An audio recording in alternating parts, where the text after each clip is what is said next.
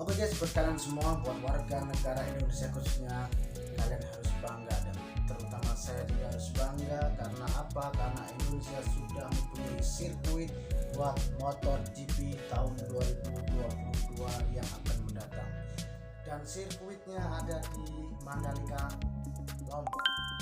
Oke, kita akan langsung lihat ke videonya dari channel Arena Balap. Jangan kemana-mana, tetap tonton videonya sampai selesai dan kita langsung ke videonya guys.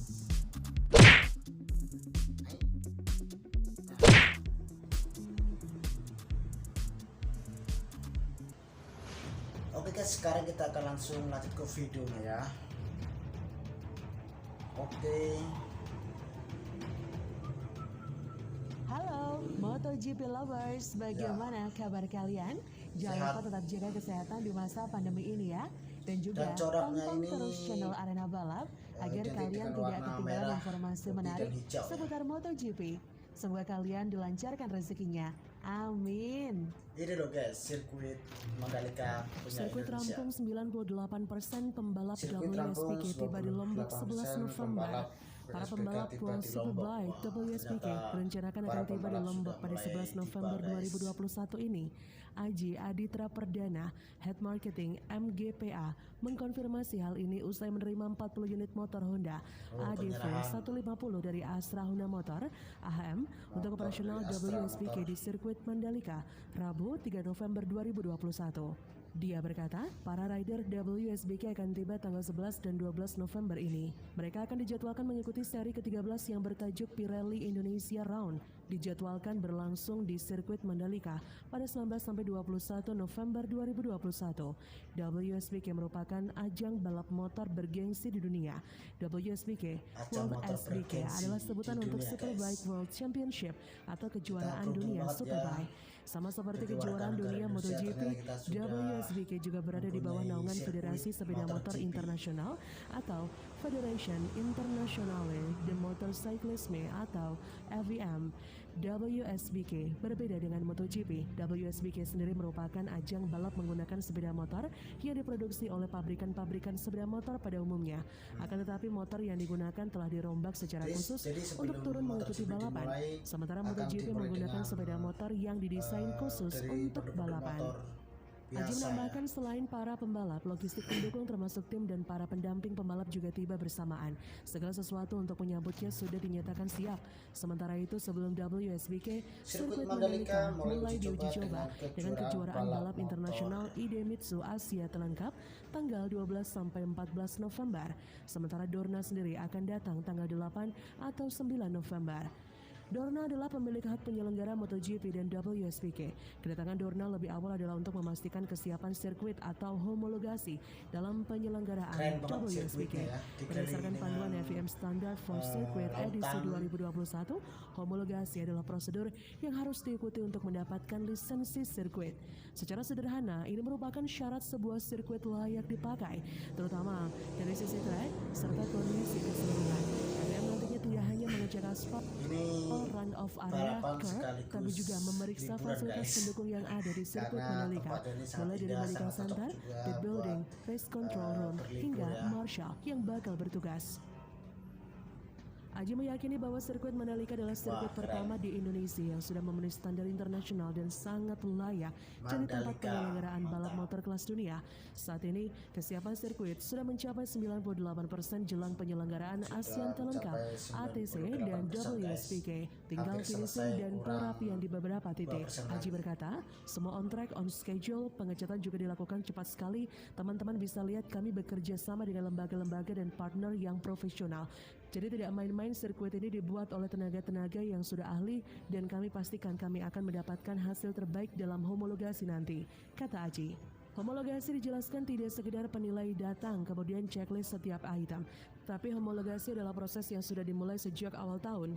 Dinilai dari proses desain sirkuit, jika ada yang tidak sesuai dilakukan penyesuaian. Dia berkata, tidak datang lihat tes kemudian ada yang tidak sesuai kemudian dinyatakan tidak lolos. Tidak, semua proses dilakukan bersama-sama dari awal sampai dinyatakan sirkuit siap digunakan untuk balapan. Dan proses-proses itu sudah dijalankan. Sirkuit Mandalika berdasarkan penilaian sejauh ini sudah mendapatkan predikat super safety atau aman, sehingga sangat diyakini menjadi lokasi penyelenggaraan MotoGP.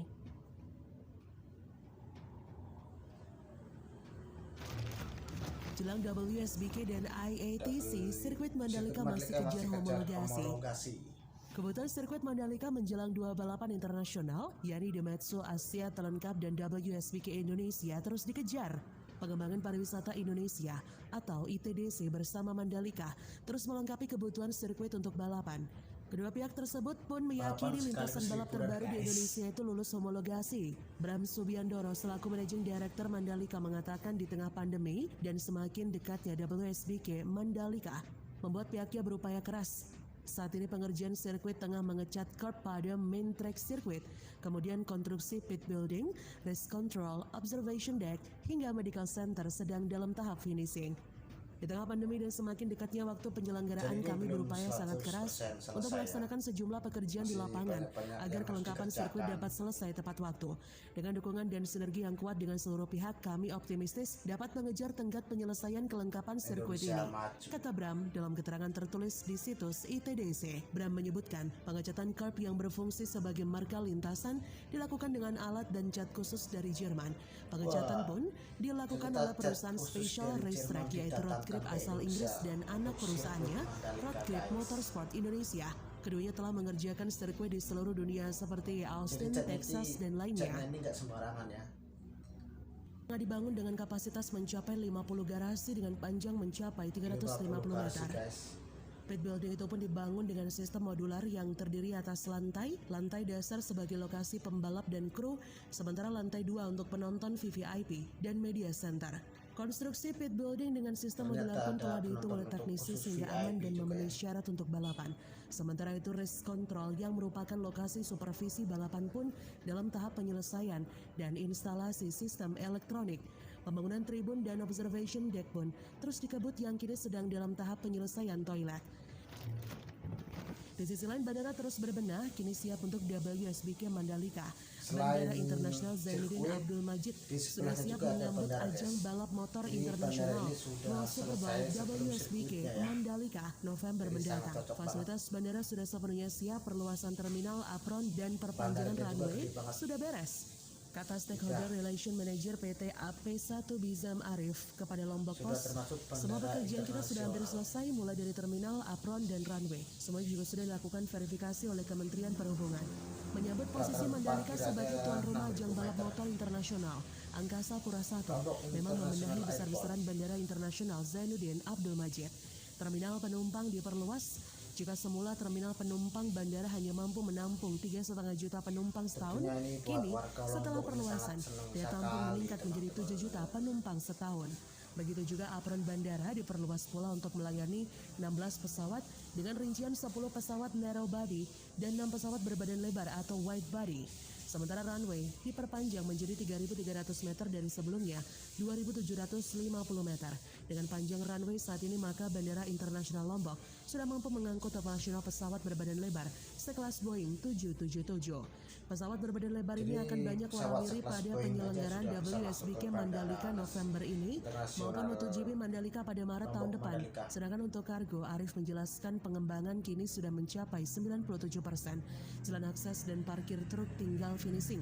Ia memastikan sisa pekerjaan yang 3% itu akan beres pada Oktober ini, sehingga semua proyek yang ada di bandara sudah tuntas dan siap menyambut penyelenggaraan WSBK Mandalika. Dia berkata, kami sudah siapkan semua fasilitas untuk kedatangan penumpang dan pembalap.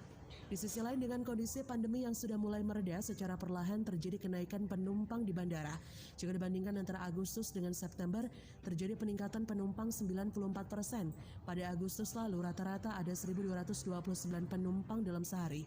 Sementara pada September, tercatat rata-rata 2.387 penumpang sehari.